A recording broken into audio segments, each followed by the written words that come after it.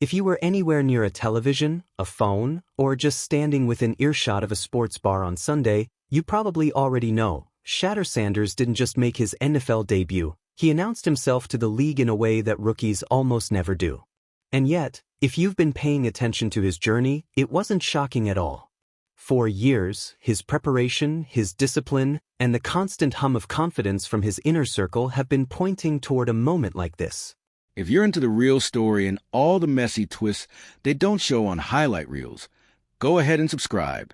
And if you're sticking around to see how this Browns QB chaos plays out, you should definitely be subscribed. From the very first snap, there was something different in the air. The Browns' offense didn't look tentative, and neither did he. Rookies, especially quarterbacks, tend to have a certain nervous energy in their debut. You see it in the overthrows, the unnecessary rollouts, the hurried reads. Not with Shedeur. He stood in the pocket like a man who'd already seen this moment 1,000 times in his mind, eyes scanning, feet steady, waiting until the exact second to release the ball. That calmness is what immediately set social media ablaze. Fans weren't just impressed with the numbers, 2 touchdowns, no turnovers, precision passing, they were talking about how he did it. It wasn't frantic. It wasn't lucky. It was surgical. You could almost hear the air leaving the stadium every time he dropped a perfectly placed pass into the hands of a receiver in stride. Deion Sanders Jr., never one to mince words, went online after the game and cut right to the heart of it. Why is everybody acting surprised? We knew what he was gonna do. And honestly, he had a point. Those close to Shedeur have watched him live with a level of discipline that most athletes can't sustain. Constant film study, obsessive attention to mechanics, and a mental approach that treats every rep in practice like it's a fourth-quarter drive. But for the public, and maybe for the league, this performance hit differently. This was a rookie quarterback stepping into a league notorious for chewing up first-year players and spitting them out, and instead of just surviving, he dictated the tone. That's not normal. That's rare. And yet, even with that kind of showing, Browns head coach Kevin Stefanski did what NFL coaches do. He praised the performance but stopped short of declaring Shedeur the undisputed starter. He framed it as part of a development process, a phrase that has become the universal shield for buying time. And maybe that's fine. Maybe there's wisdom in not throwing a rookie straight into the deep end before you've seen him against multiple defensive schemes. But the thing is, the more the Browns try to slow this down, the more the public will push to speed it up. Because fans can feel it. They can sense when a guy has it, and Shedeur has that energy that changes how an entire team carries itself. You could see it on the sideline, veterans leaning in to talk to him between drives, defensive players smiling after big offensive plays, the offense huddling tighter around him. Leadership isn't just about play calls, it's about gravity. Some guys just pull people toward them. Analysts like Oinko have been quick to point out that this didn't happen overnight. The mechanics, the reads, the pocket discipline, these are the result of years of refinement. He's been playing like an NFL-caliber quarterback long before he put on a Browns jersey. The league just hadn't been paying attention because of preconceived narratives and, let's be real, because his last name made people think they already knew the story. Skip Biss, of course, took it further. In his usual fiery fashion, he roasted the Browns, and several other teams, for passing on Shedeur in the draft. He called it a calculated distraction, designed to downplay what he could do, a way to force him into proving himself more than other quarterbacks would have to. Whether you agree or not, there's no denying that Shedeur plays like a man who stores slights like fuel. Then there's the bigger conversation, the one nobody in the NFL wants to have out loud. Political factors. Racial biases. The subtle, coded ways that certain quarterbacks get more benefit of the doubt than others. Shedeur's path has been uphill in ways that have nothing to do with football. And yet, here he is, making that conversation impossible to ignore. When he spoke after the game, his demeanor was exactly what you'd expect. Measured, focused, and utterly uninterested in patting himself on the back. He talked about consistency, about building on this, about leading his team, not just playing well himself. That's the kind of answer that turns one good game into a potential career. Former NFL linebacker and analyst Emmanuel Acho summed it up best. The thing about Shedeur is he's not just physically ready, he's mentally ahead of the game. He sees the field like a veteran. He adjusts like a veteran. You can't teach that at 22. And that's the point. This isn't just a player who can make the throws. This is a quarterback who can control a game's tempo, who can rattle a defense without saying a word, who can process chaos in real time and still put the ball exactly where it needs to go. For Cleveland, this moment feels bigger than a single win, or even a single season. This is a franchise that's been desperate for a quarterback to believe in for decades. They've cycled through names that fans barely remember, and each time there was hope, it fizzled out. But Shedeur's debut felt different. It felt like the kind of thing you talk about years from now as the start of something. And for Shedeur himself? This wasn't just about proving he could hang in the NFL. This was about reclaiming his own narrative. For too long, other people have been telling his story for him, tying his success or failure to his father, framing him as either overhyped or underestimated. With one game, he showed that the only person who should be defining Shedeur Sanders is Shedeur Sanders. The scary part for the rest of the league? If this is what he looks like in week 1 of his rookie year, what does week 10 look like? What does year 2 look like?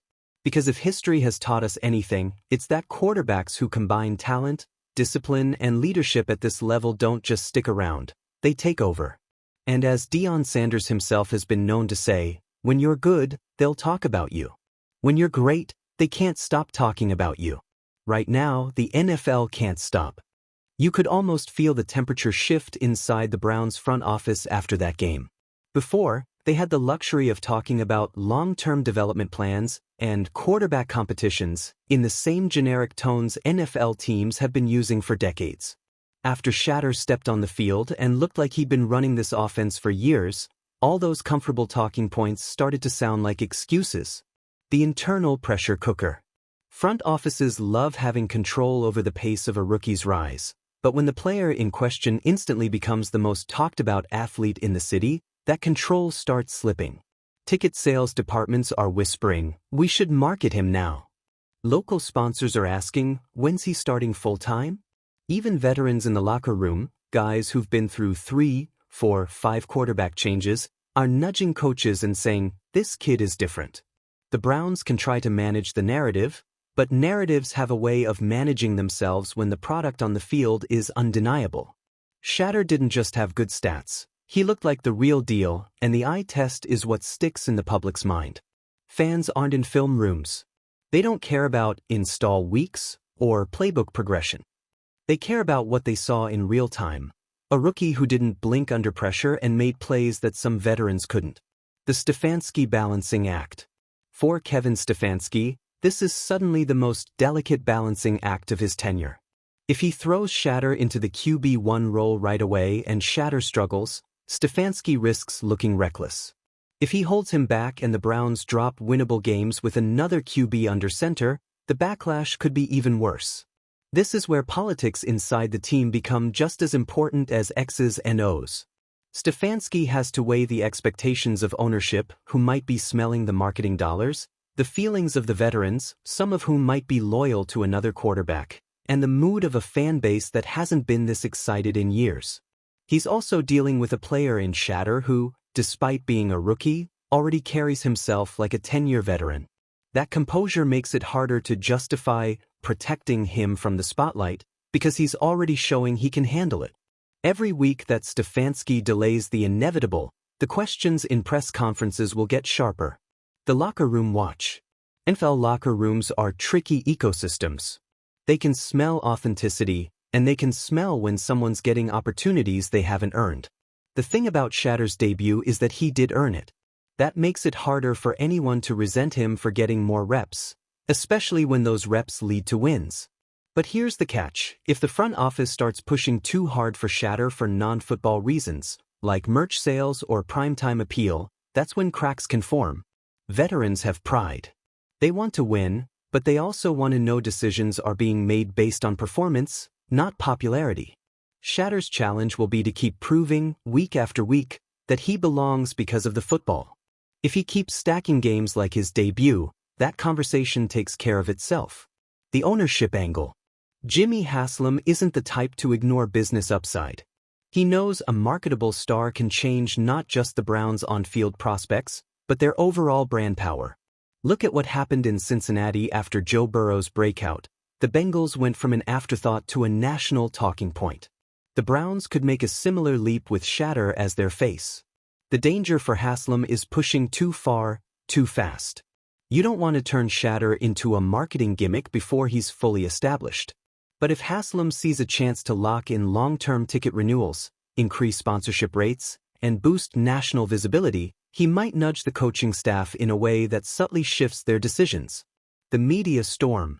Every time Shedeur speaks to the media, it's an event. He's not throwing out cliches. He's not looking rattled. He's giving measured, confident answers that make him sound more like a CO than a rookie QB.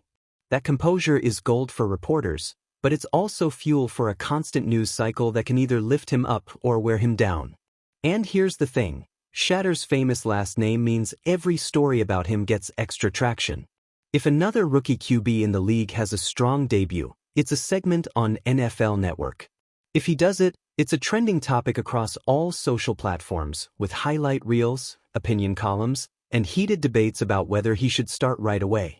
That constant coverage puts pressure on everyone: the coach, the front office, the veterans, and even Shedeur himself. It creates an environment where one bad game isn't just a setback, it's a headline. The long game. The Browns have to ask themselves, is this about this season, or is this about the next decade? If they believe Shedeur is truly the guy, then every snap he takes now accelerates his growth curve. Every week spent holding a clipboard is a week he's not building live game experience. But there's a flip side. Throw him into the fire too soon and you risk not just hurting his confidence, but also putting him in situations where bad habits can form. The NFL is full of talented rookies who were asked to do too much too quickly and never quite recovered. That's why Shedeur's calmness is so important. He doesn't look like a player who needs to be protected from the moment. He looks like someone who's been preparing for it his whole life. The bigger picture in the NFL. If Shedeur continues to perform, his rise could start changing how teams evaluate quarterbacks altogether. Right now, there's still a bias toward certain prototypes: height, arm strength, system experience. But Shedeur's combination of accuracy, football IQ, and composure under pressure could shift the focus toward traits that are harder to measure but just as critical for success. And then there's the branding factor. Teams are starting to realize that the quarterback isn't just the leader of the offense, he's the public face of the franchise. If you can find someone who excels on the field and brings in fans, sponsorships, and national attention, you've hit the jackpot. The unwritten chapter. Here's the truth, we don't know yet how this will play out. He could start in week 3 and never look back. He could stay in a QB competition for half the season. He could even face a rough stretch that tests his mental toughness. But one thing is certain, after that debut, the conversation about the Browns' future runs straight through him. And that's why this moment feels so pivotal. This isn't just about beating one team in week 1. It's about a franchise that's been searching for stability at the most important position finally seeing a path forward. It's about a player who's been underestimated, redefined, and now, finally, recognized. If Cleveland plays this right, this could be the start of not just a great season, but a new era. If they play it wrong, they risk turning one of the most promising debuts in recent NFL history into another, what could have been, story. The choice is theirs, but the momentum? That belongs entirely to Shedeur Sanders. 1. Offensive identity overhaul. When a quarterback like Shedeur steps in and performs the way he did, offensive coordinators have to ask themselves one big question. Do we keep running the same system we've been designing for our placeholder quarterback? Or do we rip up the blueprint and build it around this kid? The Browns have spent the last couple of seasons mixing a run-heavy, play-action-centric approach with occasional deep shots. But Shedeur's accuracy in the short to intermediate passing game, combined with his quick processing, opens the door to a more up-tempo, rhythm-based offense that forces defenses to defend every blade of grass. The difference is subtle but massive. Instead of leaning on the run to set up the pass, Shedeur can use the pass to set up the run. When you can get 5, 6, or 7 yards on first down through the air with high completion rates, it changes everything about the flow of the game. The defense can't just stack the box, and your running backs start finding wider lanes later in the game. 2. Unlocking star receivers. Let's talk about the Amari Cooper factor.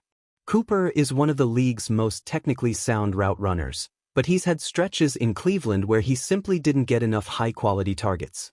Shedeur's timing and willingness to trust his receivers could flip that. We saw flashes of it in his debut. Passes thrown before the break, balls placed where only Cooper could get them. Those kinds of throws don't just get completions, they build trust between quarterback and receiver. And it's not just Cooper. Young receivers who might have been rotational depth pieces could suddenly find themselves in breakout roles because Shedeur spreads the ball around.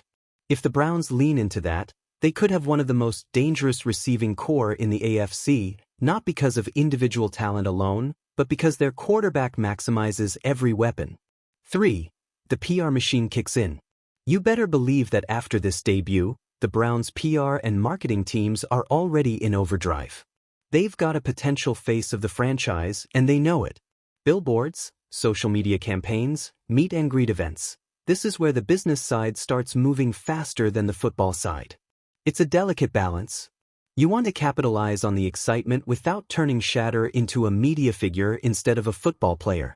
Too much hype too fast can backfire, especially for a rookie. But if you do it right, you create a local icon that can sell out games, move merchandise, and keep the national spotlight on Cleveland in a positive way, something that hasn't happened consistently for this franchise in decades. 4. Veteran buy-in.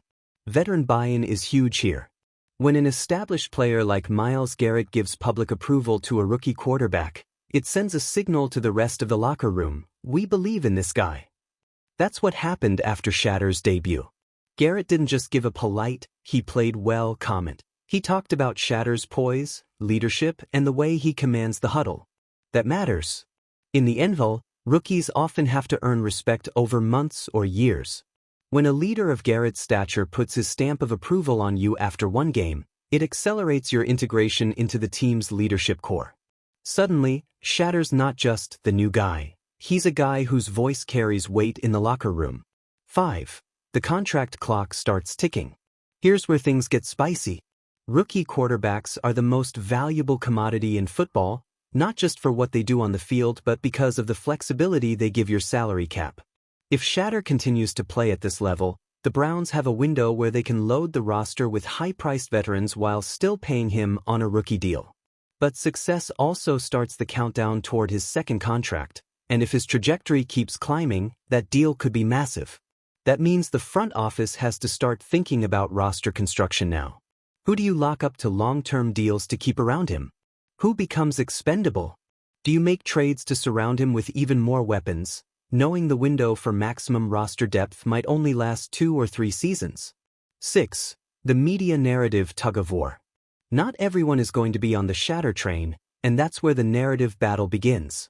For every analyst praising his football IQ, there's going to be one pointing to rookie mistakes, or small sample sizes, to slow the hype. That's fine. Skepticism comes with the territory, but how the Browns handle that skepticism will be telling. Do they shield him from the noise and keep him focused solely on football? Or do they let him engage, knowing that he's media-savvy enough to handle tough questions? So far, Shedeur's shown that he can control his own story better than most rookies. He doesn't let loaded questions trip him up. He stays composed. And that composure keeps adding to the perception that he's not just ready, he's ahead of schedule. 7. Cultural impact beyond football. This is bigger than just the Browns. Shedeur's rise comes at a time when the NFL is trying to appeal to younger, more diverse audiences. His swagger, his fashion sense, his social media presence, these are all things that make him relatable to a new generation of fans. The Browns could tap into that by positioning him as not just a quarterback, but a cultural ambassador for the team. Community events, charity drives, youth football camps, these are the kinds of things that can cement him as a Cleveland icon even if you're not a die-hard football fan. 8. The what-if factor. There's also an undercurrent of regret running through other front offices right now. Teams that passed on Shedeur in the draft are already starting to get asked, "Why didn't you take him?" That's how quickly perception can shift. If he strings together a few more performances like his debut, you'll start hearing stories about pre-draft scouting reports that underestimated him, or internal politics that led to passing him up. And you know what that does? It increases his value even more. Because now, he's not just a great player, he's the one that got away for half the league. That's a powerful narrative to carry into contract negotiations and media coverage. 9. The mental side of the game. One thing that really stood out in his debut, and in the days after, was how grounded Shedeur seemed. No wild celebrations, no reckless talk, no signs of the moment being too big for him. That's the kind of mental toughness that separates flash-in-the-pan rookies from long-term franchise players. It's also a reflection of his preparation. People close to him have said he treats every week the same, whether it's a preseason game or the Super Bowl. That's how you avoid emotional roller coasters that derail careers. 10. The long road ahead. Here's the reality: one great debut doesn't make a career. Defensive coordinators will get film on him, they'll start throwing new looks at him, and there will be games where things don't click. The true test will be how he responds when that happens. But based on everything we've seen, the poise, the leadership, the willingness to adjust, he's built for that. He's not going to panic after a bad quarter, or even a bad game. He'll study, adapt, and come back sharper. That's the mark of a quarterback who can lead a franchise for years.